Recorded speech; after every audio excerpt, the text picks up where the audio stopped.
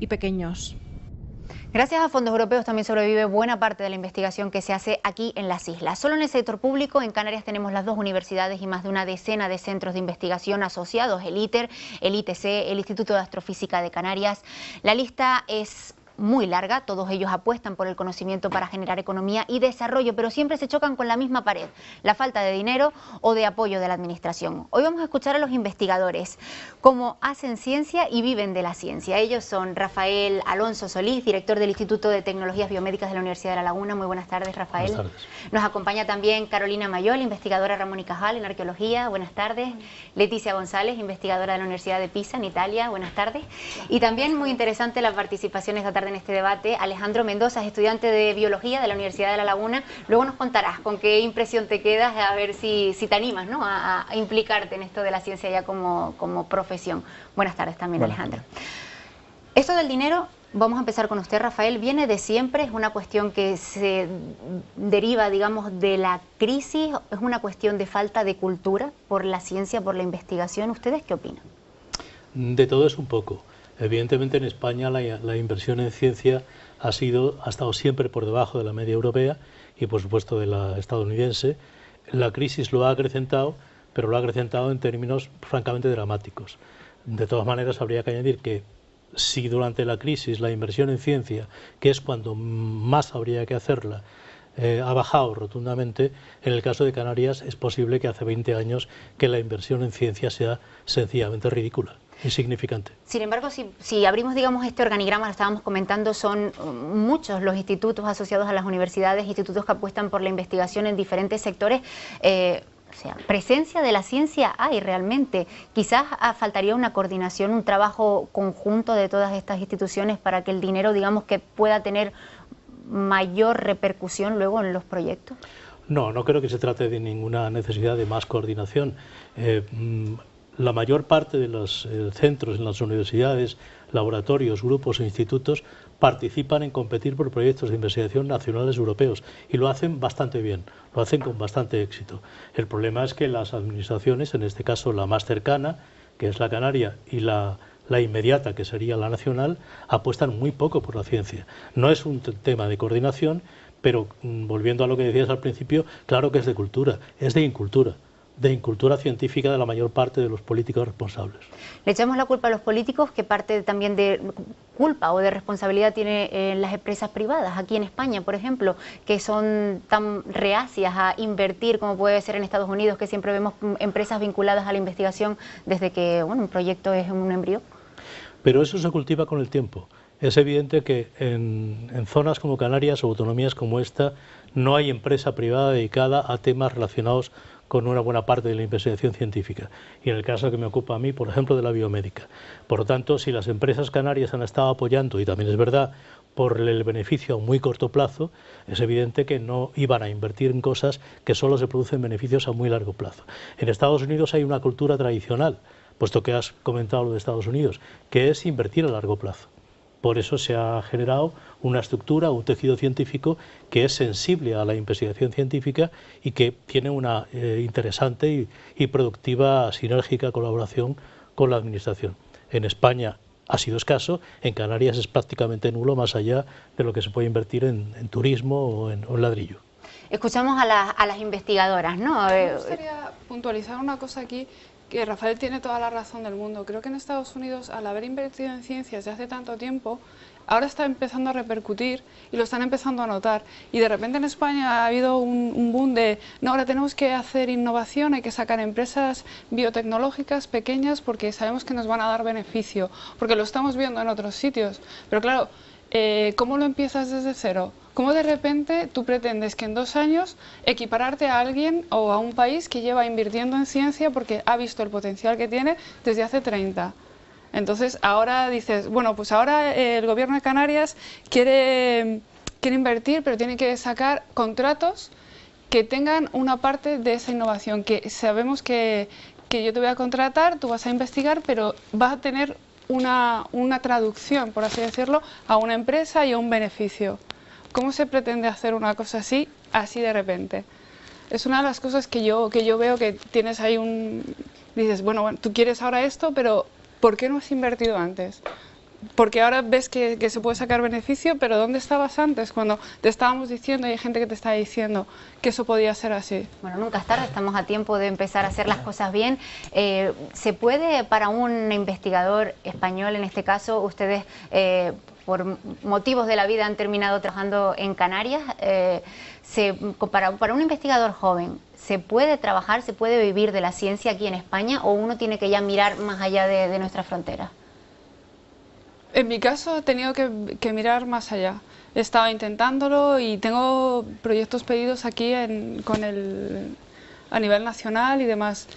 Pero ahora mismo mi contrato es europeo y yo estoy entre la Universidad de Pisa colaborando y la Universidad de La Laguna, porque tengo aquí proyectos con Eduardo Salido, como es lo de las biopsias líquidas, que quiero sacar adelante, aunque yo ya no esté aquí. Con lo cual soy una figura un poco intermedia de colaboradora.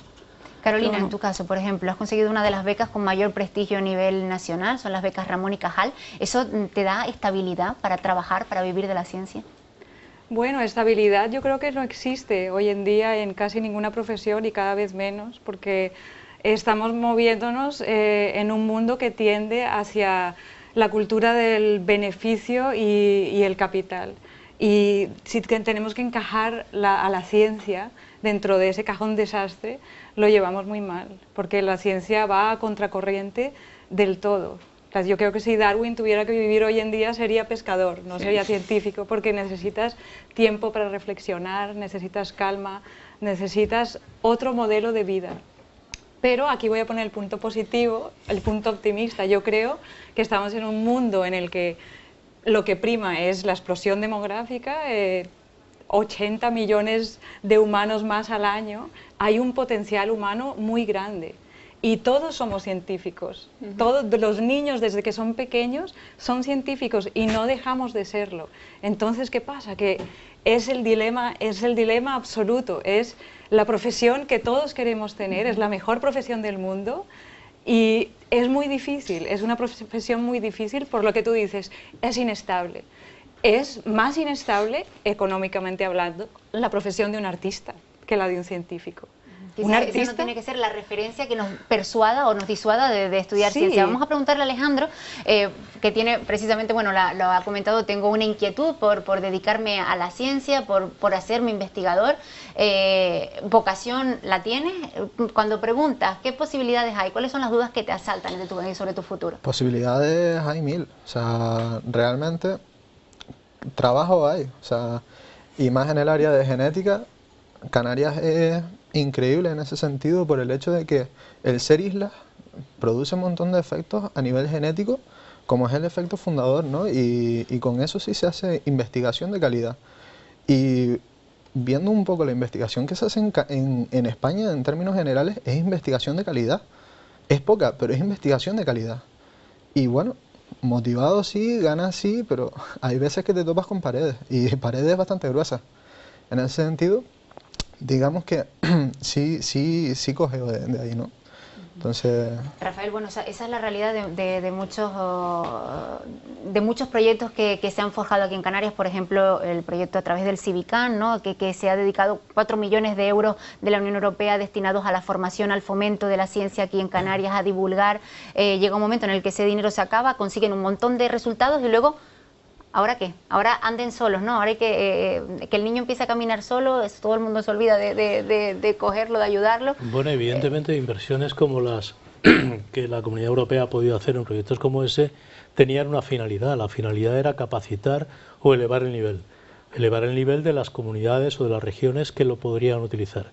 Pero es evidente que se requiere una continuidad por parte de esas administraciones. Hay que tener en cuenta además que en el caso de la ciencia, la cuestión no es hacerla en el lugar donde has nacido.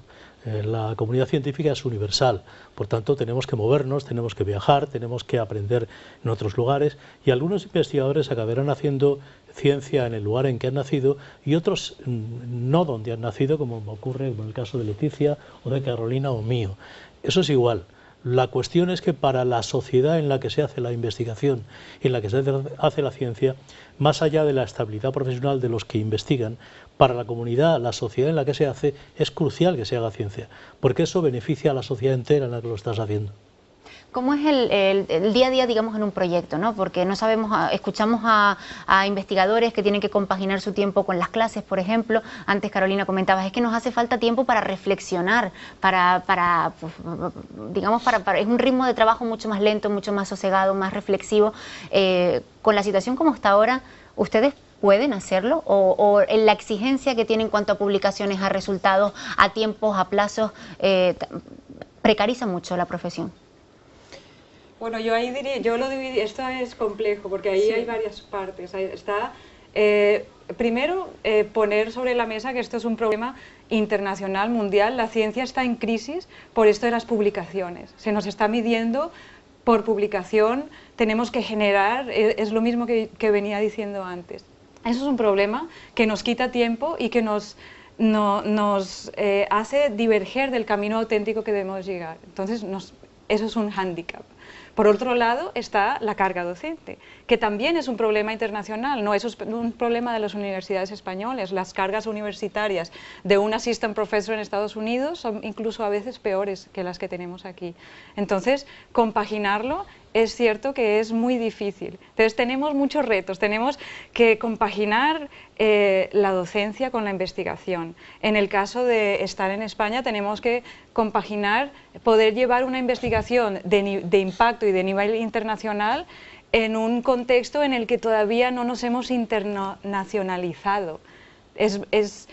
Nos enfrentamos día a día a que estamos trayendo postdocs, estamos haciendo colaboraciones con gente del extranjero y el aparato administrativo español no está preparado para ello. Y estas personas al final terminan marchándose. Y esas personas no pueden entrar, no es que no llegan a entrar. Eso es lo que a mí me gustaría decir, que hay muchas veces que dices, de repente entras con un Ramón y Cajal, tienes que dar una carga docente. Y el departamento en el que entras es más o menos el encargado de administrar esas horas. ¿Qué pasa? Que si, por ejemplo, los postdoc, que podemos entrar, los postdoc, que queremos trabajar, que queremos dar clases, al fin y al cabo, una parte de la ciencia es transmitir conocimiento y eso lo haces también dando clases o dando clases en un máster y demás, con lo cual creo que también sería nuestra función. El problema es luego el departamento que te dice, no, es que tú eres investigador, yo no te quiero dentro del departamento, yo no te quiero dentro de la universidad porque tú estás formado como profesor. ¿Cómo se forma uno como profesor de universidad? Eso me gustaría saberlo porque es algo que me han dicho y me han dicho, tú no eres profesora, no te vamos a dar unas horas docentes, te vamos a dar pues las justas. Y el departamento es el primero que te pone problemas, la institución es la primera que te pone problemas porque el departamento para eso se administra solo, no entra, digamos, la institución, se administra él. Entonces, cuando puede haber una solución que traes gente nueva, que se puede incorporar, que puede relajar un poco la carga docente, para que otros investigadores principales tengan más tiempo para investigar y todos lo tengamos. Al final estamos hablando de nuevos contratos, estamos hablando de dinero. Bueno, pero en ese caso lo que dice Leticia tiene que ver con otra cosa. Yo creo que esto lo dijo Cajal en una ocasión, que algunos, y ya a su época, deseaban ocupar un puesto para dificultar el acceso de ese puesto a los demás. Y eso sigue siendo así. Lo que dice Leticia tiene que ver con lo siguiente, es decir, las universidades españolas, seguramente en todas, pero en nuestro caso, por nuestras características más aún, son hostiles a la llegada de gente nueva. Y las universidades son sitios cerrados, los funcionarios, los que somos funcionarios, tenemos una cierta tendencia a impedir que lo sean los demás. Y eso genera hostilidad y dificultades, por lo tanto, para la incorporación de postdocs, de contratados Ramones y Cajales, etcétera, etcétera. Esa hostilidad persiste en la Universidad Española y, sin embargo, mientras no seamos capaces de eliminarla, vamos a dificultarlo. ¿De viejos egos? Sí, por supuesto. Viejos egos, pero también aquí, para poner el punto optimista, yo creo que como todos los procesos sociales, históricos, al principio hay una terapia de choque, es fuerte, la entrada es fuerte, y además porque al principio es raro, ¿no? Viene un postdoc cada 5 años o un Ramón y Cajal, pero cuando esto empieza a ser frecuente y de repente se ve una universidad española con 15 extranjeros que quieren entrar al año así, tienen que adaptarse y se va cambiando y poco a poco se van generando los mecanismos, cambian los protocolos. Tiene que cambiar, tiene que cambiar. Vamos a ver cómo se ve desde fuera, Alejandro, ¿sí? Esas rigideces, digamos, que todavía caracterizan a la universidad española. ¿Por qué crees que haya caído tanto en los últimos años el número de estudiantes que se interesan por la ciencia, por la tecnología? ¿Cuáles crees tú que son los estereotipos que afectan a la universidad o los estereotipos que afectan a la ciencia en general? Desde mi punto de vista es básico. No hace mucho instauramos un plan de estudio nuevo. Antes estábamos con licenciatura, ahora estamos con grado. Es todo muy nuevo, los profesores también se saturan y por eso mismo, el problema, aparte de ser de financiación, yo creo que también hay una carga burocrática bastante grande detrás, porque debido a los estudiantes que queremos investigar, cuando queremos realmente meternos en un doctorado, hacer un doctorado, nos piden la experiencia de casi una persona que ya lleva 2 proyectos a su espalda y somos alumnos recién salidos. Entonces, yo creo que habría que modificar no solo el tema de financiación, sino el tema burocrático, porque frena mucho y la verdad que es algo bastante importante que hay que tener en cuenta. ¿Creen que hace falta más cantera? ¿Creen que a los alumnos en el colegio, en los niveles más básicos, no se les incentiva, no se les estimula, no se les alimenta esa inquietud por la ciencia? ¿Que los alumnos a lo mejor no creen que sean capaces de abarcar tanto? Yo creo que sí es cierto que deberíamos de vez en cuando ir a colegios y hablar de ciencia, y de la ciencia que se hace en Canarias, que es muy buena. O sea, tenemos el IAC y es un centro internacional. Tenemos proyectos europeos que se han hecho aquí y que han ido muy bien. Y no se sabe, y hay alumnos en colegios, yo tengo una amiga que es profesora y que le dice, no, yo quiero ser bloguero, porque ahora es así como consigo el dinero y tal. Y luego yo he ido a colegios y les hemos hablado de ciencia, y luego ellos te reclaman y dicen, ¿y cómo lo haces esto? ¿Y dónde lo hacéis? Y podríamos visitar el laboratorio, pero esto se hace aquí, ¿estás segura? Y dices tú, jolín, es que realmente les interesa y les gusta, pero no lo saben. No saben lo que se hace aquí. ¿Está fallando entonces el sistema educativo? Eso es más largo. No, pero yo creo que, como decía Carolina, la persona humana es científica de entrada, es decir, eso está ahí. Lo que ocurre es que, porque claro que hay cantera y se responde bien en las ferias de la ciencia y cosas por el estilo. Lo que ocurre es que una vez que se metan a hacer un grado, una licenciatura, ahí es donde empezarán a detectar que el futuro casi no existe. Ahí es donde se puede ver que no existe, aunque haya curiosidad, y por lo tanto hay que tener en cuenta también que una buena parte de lo que los medios de entretenimiento promocionan es otro tipo de cultura. Ahí me parece que había un mensaje, una imagen de Facebook que veía yo el otro día, dice, si Belén Esteban es escritora, Paquirrín es cantante y no sé quién era el otro, pues sí, evidentemente lo mejor es dedicarse a otra cosa. Posiblemente lo que se estimula, y en eso tienen que haber los medios de comunicación, por supuesto, es que yendo a un reality show es más fácil que uno pueda ganar dinero o conseguir un trabajo estable que dedicándose a una tarea que exige más esfuerzo. Sí, bueno, al final es el tirón también de la cultura mediática, pero bueno, no sería la primera vez que hay series sobre profesiones que luego aumentan el número de vocaciones. Yo creo que lo importante es que los gobiernos cojan las riendas y siempre apuesten y apoyen a la ciencia para no permitir que ese gran pilar que mantiene a la sociedad se caiga. Y para que... Pero ya digo, esto creo que es un problema universal, no creo que se limite a nuestras fronteras. La exploración del espacio en las últimas décadas, ¿para dónde ha ido? Nos hemos quedado en Marte, no sé, cuando está todo yendo científicamente muy lento, se nota esta falta de apoyo, este capitalismo in extremis, que a dónde nos va a llevar. Todos tenemos que, con ese capital humano científico que tenemos, pues hacer presión y seguir haciendo lo nuestro. Creo que es cierto que nosotros tenemos que poner nuestra parte y no decaer independientemente de las dificultades que nos podamos encontrar. Pero yo aquí no he visto a nadie, como en Estados Unidos, como es el vicepresidente, que diga, vamos a lanzar un proyecto que se llama Moonlight Shot, en el que van a dar, no sé ni la cantidad de millones de dólares para hacer investigación en cáncer. Yo todavía...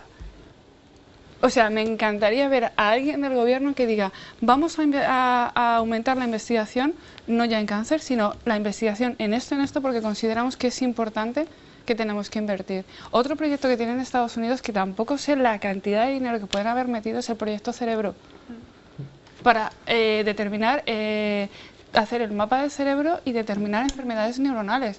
Yo eso no lo he visto aquí. Bueno, son ejemplos que en cualquier caso nos tienen que Motivar. servir de referente y Sí. motivar. Por supuesto, sabemos cuál es el objetivo, sabemos que hay que cambiar muchas cosas, que hay que empezar trabajando desde la base y que es fundamental invertir en conocimiento. Muchas gracias a los cuatro por compartir su visión sobre la ciencia con nosotros y ojalá pueda servir para muchos, Alejandro, pues ese testimonio, ¿no? Muchos que se lo estén pensando, que tengan dudas, pues que se animen a apostar por la investigación. Gracias a los cuatro. Buenas tardes. Gracias a ti. Hasta luego.